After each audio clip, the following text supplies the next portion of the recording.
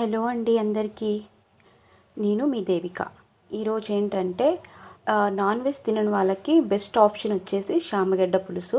అది కూడా మనం ఫిష్ పులుసు లాగా ఆ స్టైల్లో ఎలా చేయాలనేది మీకు చెప్తాను నేను.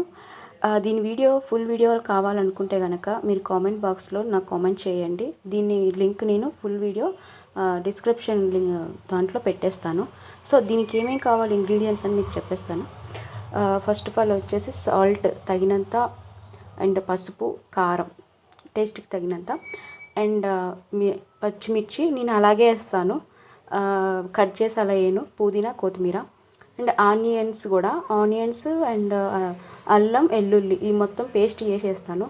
అండ్ చింతపండు పులుపుకు తగినంత, అండ్ చామగడ్డ, అండ్ ఇది వచ్చేసేసి మెంతులు, జీలకర్ర అండ్ వాము.